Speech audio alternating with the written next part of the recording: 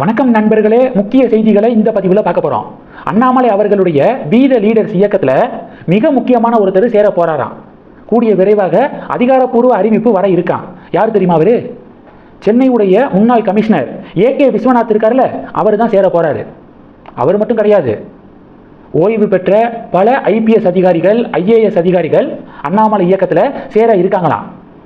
ஓய்வு பெற்றவங்க மட்டும் கிடையாது, இப்போ சர்வீஸில் இருக்கக்கூடிய சில ஐஏஎஸ் ஐபிஎஸ் அதிகாரிகள் அவங்களுடைய பதவியை ராஜினாமா பண்ணி அண்ணாமலை இயக்கத்தில் சேர இருப்பதாக செய்திகள் வெளிவந்திருக்கு. விகடன் அந்த ஆர்டிக்கிளை வெளியிட்டிருக்காங்க.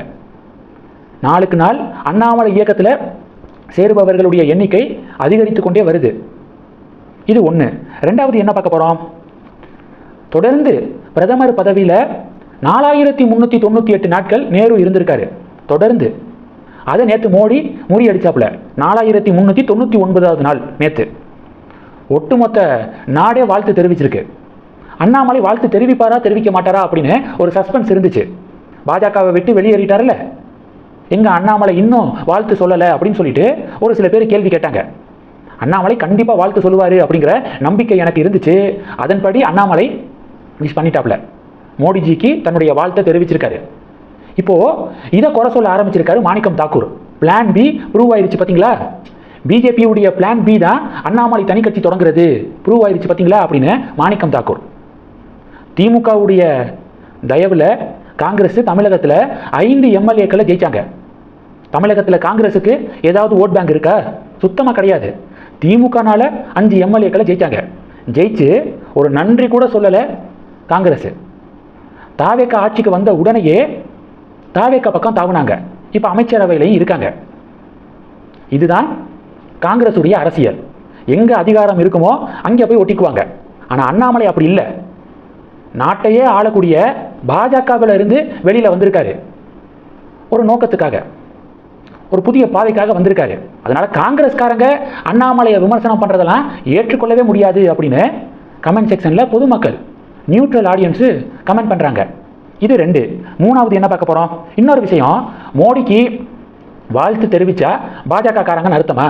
மோடிக்கு வாழ்த்து சொல்கிறவங்களாம் பிஜேபியுடைய பிளான் பியா? அப்படி பார்த்தா வேர்ல்டு லீடர்ஸ், உலகத் தலைவர்கள் பல பேர் நேற்று பிரைம் மினிஸ்டர் மோடிக்கு வாழ்த்து தெரிவிச்சிருக்காங்க. கெவின் பீட்டர்சனு கிரிக்கெட் பிளேயரு, அவர் விஷ் பண்ணியிருக்காரு. அப்போ அவர் பிஜேபியுடைய பிளான் பியா? பிஜேபி அவரை இயக்குதுன்னு அர்த்தமா? காமெடியா இல்லை? சைல்டிஷாக இருக்குது இப்படி பேசுறது. நாட்டுடைய பிரதமர் அவர் கமலஹாசன் விஷ் பண்ணியிருக்காரு. அப்போ கமலஹாசன் பிஜேபியுடைய பிளான் பின்னு சொல்ல வராரா மாணிக்கம் தாக்கூர்? நாட்டுடைய பிரதமர் அப்படிங்கிற முறையில் ஒவ்வொரு நாட்டு மக்களும் வாழ்த்து தெரிவிக்கணும். பெரிய விஷயம் இது. தொடர்ந்து 4399 நாட்கள் பிரதமராக இருக்கிறதுலாம் சாதாரண விஷயமா? எந்த கட்சியை சேர்ந்தவங்களாக இருந்தாலும் வாழ்த்து தெரிவிக்கணும். அந்த மனசெல்லாம் காங்கிரஸுக்கு வராது, குறை சொல்ல தான் பார்ப்பாங்க. இது 2. மூணாவது என்ன பார்க்க போகிறோம்? மூணாவது, பாலிமர், தமிழ் ஜனம், நியூஸ் தமிழ் 24x7 அரசு கேபிள் டிவியில் தெரிய மாட்டேது அப்படின்னு ஒரு புகார் வந்துச்சுல. டிவிகே காரங்க இல்லை இல்லை அதெல்லாம் பொய், நல்லா தெரியுது அப்படின்னு சமாளித்தாங்க. ஆனால் சம்மந்தப்பட்ட மினிஸ்டர்களே இல்லை, ஆமாம் டெக்னிக்கல் ப்ராப்ளம் அப்படின்னு ஒத்துக்கிட்டாங்க. இப்போ டிபேட் என்னன்னா, எப்போ சரியாகும்? 3-4 நாளை தாண்டிடுச்சு. இன்னும் நிறைய அரசு கேபிள் டிவியில் இந்த 3 சேனலும் தெரிய மாட்டேது. கேட்டால் டெக்னிக்கல் ப்ராப்ளம் அப்படின்னு சொல்கிறீங்க. இந்த தொழில்நுட்ப கோளாறு எப்போ சரியாகும் அப்படின்னு நிருபர்கள் கேட்குறாங்க. இந்த கேள்விக்கு மினிஸ்டர்கள் கிட்ட பதில் இல்லை அப்படிங்கிறதான் பார்க்குறோம். வடிவேலு ஒரு படத்தில் சிங்கமுத்து கேட்பாரு, பணம் எப்போ தருவ அப்படின்னு கேட்கும்போது வடிவேலு, பணம் வரும்போது தருவேன், பணம் எப்போ வரும்? தரும்போது வரும் அப்படின்னு ஒரு காமெடி இருக்கும்ல. அது மாதிரி தான் சம்பந்தப்பட்ட அமைச்சர்கள் பதில் கொடுக்குறாங்க.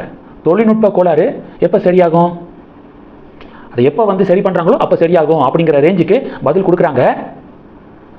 இதுக்குள்ளே சரியாயிரும் அப்படின்னு ஃபைனலாக சொல்ல மாட்டாங்க. இதனால மறுபடியும் குழப்பம் தான் நீடிக்குது. இந்த செய்திகளை பற்றி உங்களுடைய பார்வைகளை மறக்காமல் கமெண்ட் பண்ணுங்கள். தொடர்ந்து கணக்கில் இருங்க. அடுத்தடுத்து நிறையா பதிவுகளை பார்க்க போகிறோம். நன்றி. ஜெய் ஹிந்த்.